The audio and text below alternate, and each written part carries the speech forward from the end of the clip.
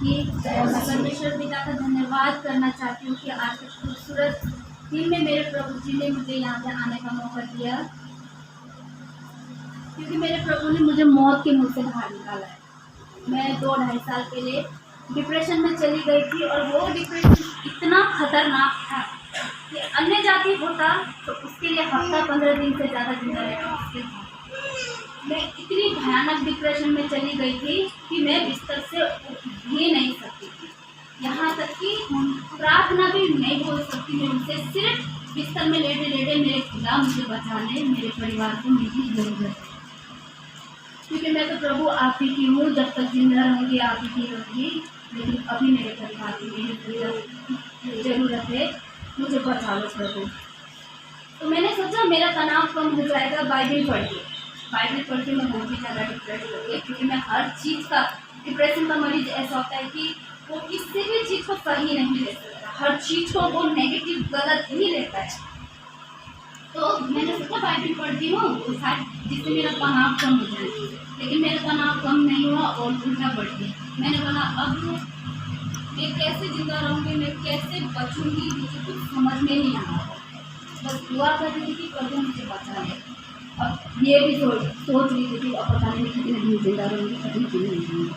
फिर मेरे दिमाग में आया कि मैं बाइबल नहीं पढ़ सकती तो क्या, बाइबल कुछ पढ़ने के लिए था ही नहीं, कि मेरी हिम्मत ही नहीं थी मैं कुछ पढ़ूँ। और जो पढ़ती थी उसका भी ये वचन क्यों आया, इसलिए आया, इससे पहले तो ये वचन मेरे लिए आया ही नहीं था, क्या होना था इसलिए।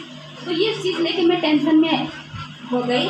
तो इस वजह से फिर मैंने सोचा, मेरे दिमाग में आया कि मैं अपना मोबाइल उठा के देखती हूँ, मेरे प्रभु ने कुछ तो मेरे लिए रखा होगा, मुझे बचाने के लिए कुछ तो मेरे पिता ने मेरे लिए करा ही होगा, वो सर्वशक्तिमान।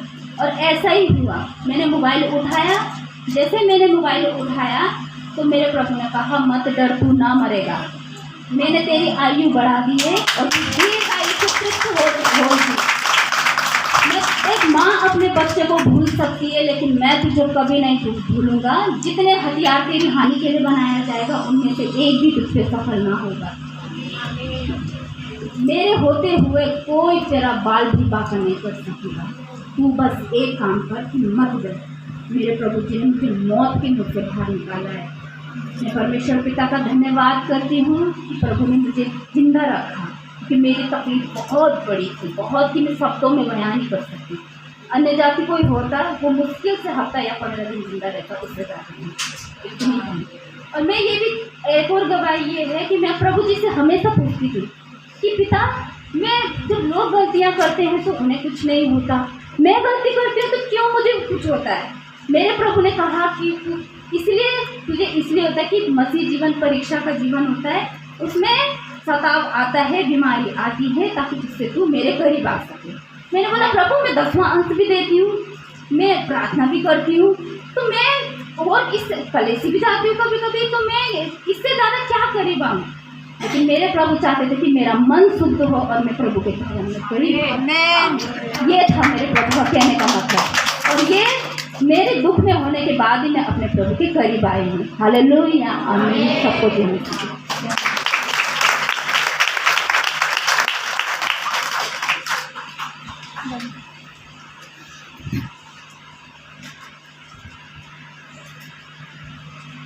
यीशु भला है, परमेश्वर भला है।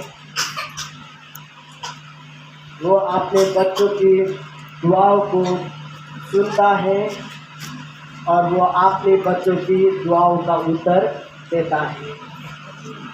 ये बहन उस घर में अकेली है, इसकी पूरे फैमिली विरोध में है, पति भी विरोध में है, कठोर विरोध में है, भयंकर विरोध में है, ये ग्रुप में है। कभी कभी मैं प्रभु की वचन को जब भेजता हूँ ग्रुप में, वो डिलीट कर देते हैं, ये बहन तक पहुँचने भी नहीं देता है। लेकिन उस अवस्थाओं में भी, उस परिस्थिति में भी इस बहन ने परमेश्वर को थामे रखा है। हमला होता है, तकलीफ होती है, लेकिन परमेश्वर हमेशा साथ में होता है। भजन संहिता 23 कहता है कि परम प्रभु मेरा चरवा है, मुझे किसी चीज़ की घाटी ना होगी। वचन संहिता 121 हर विश्वासी को याद रखना है। पर्वतों की ओर मैं अपनी आंखें उठाऊंगा, मेरी सहायता कहाँ से मिलेगा? मेरी सहायता वहीं से मिलता है जो आकाश और पृथ्वी का करता है। दुख, परेशानी, तकलीफ और बीमारी ये जीवन का एक हिस्सा है।